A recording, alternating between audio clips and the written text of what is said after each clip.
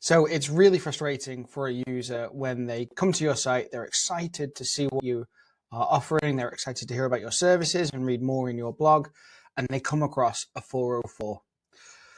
That's really frustrating for user, really frustrating from an SEO perspective, but there is a way in Google Analytics to try and find those 404s and make amends, so either redirecting them or changing the link or changing the URL. All those kind of things help cut down on the number of 404s that are happening on your site. And the great thing about this report within GA4 is these are real world examples of 404s. These aren't kind of broken backlinks that nobody clicks on. These aren't 404s that a certain crawler's found using an SEO tool. These are 404s that users have found, and they're frustrating. Using this report, you can cut down on the number of 404s. So there's a few things we need to absolutely improve the user experience. All right, let's dig in and build that report. First of all, with this report, it's based on the page title. So for example, if I just pop in a random URL, we can see at the top here that for my site, my 404 returns page not found -KRM Digital Marketing Limited.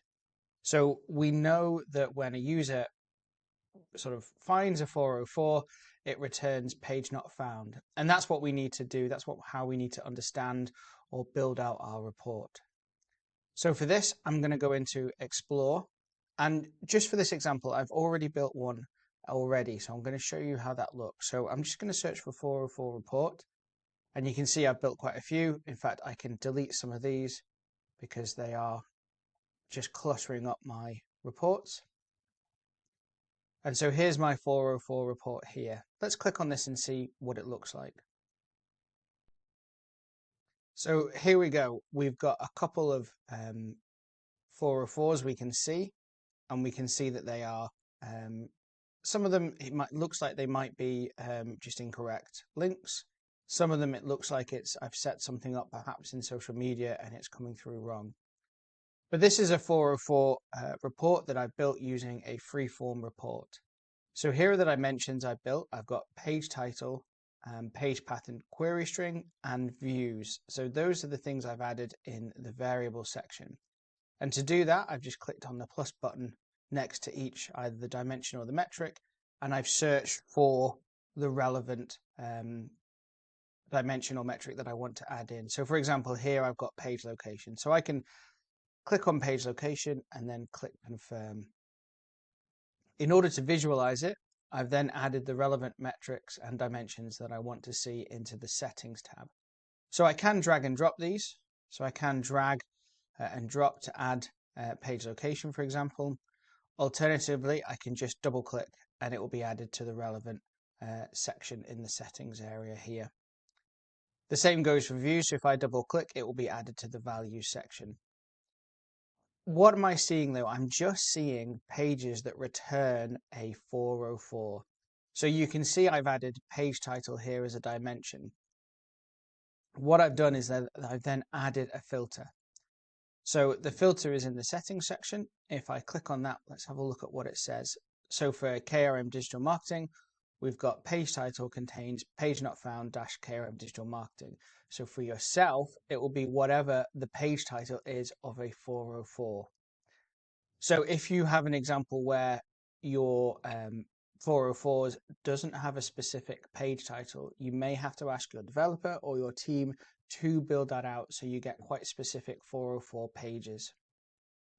So I can see here I've got these 4 pages that have returned a couple of different 404s, and you can see how many times that's happened over the date range I've got, which is the last 28 days. So this one here, this krmdigital.uk, it's live, northbounddigital.co.uk, that's had 3 views, so perhaps that's a focus for me.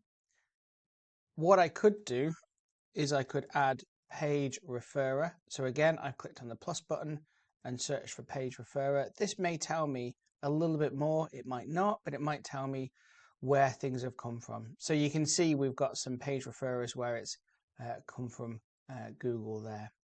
So perhaps there's something I've done in terms of a 301 that isn't working as expected. So what's the next steps? Well, I would absolutely go and review these, find out how they're happening, and then make a decision about whether or not I'm happy with this staying as a 404, or do I need to go in and amend or create a redirect?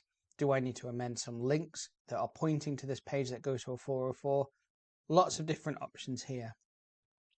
If you wanted to share this with the team, you can click the plus button with the faces with the plus button in the top right and click share, and that would share it with any other members of the team who have access to this GA4 in read-only mode, meaning they're not able to amend any of the information.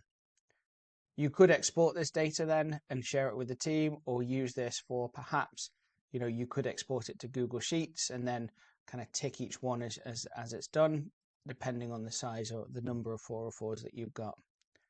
But plenty of information here, plenty of ways to improve the user experience and cut down the number of 404s. So enjoy and build your 404 report today.